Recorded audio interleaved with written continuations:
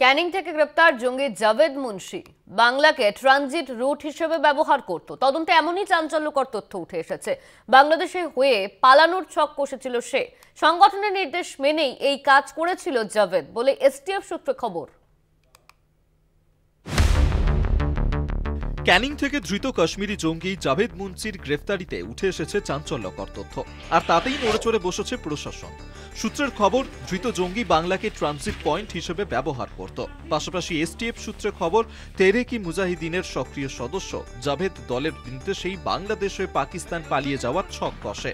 IED বিস্ফোরক বানাতে সিদ্ধহস্ত ওই সন্ত্রাসবাদী উপত্যকায় একাধিক নাশকতার সঙ্গে যুক্ত ছিল বলে সূত্রের খবর।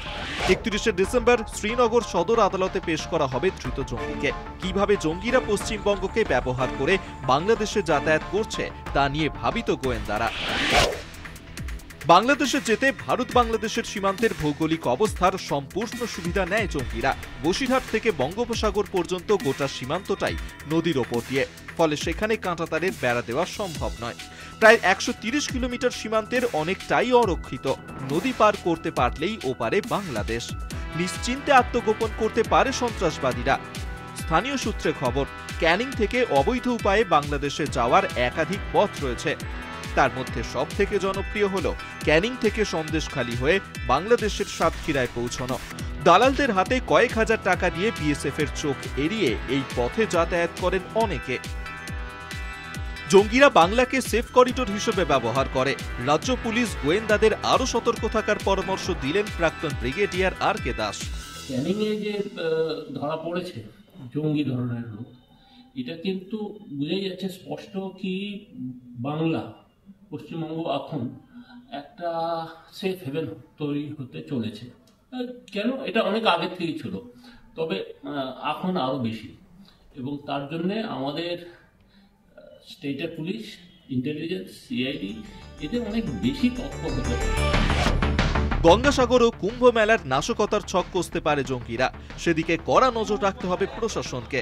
প্রথম হচ্ছে গঙ্গাসাগর মেলা, দ্বিতীয় হচ্ছে কুম্ভ মেলা।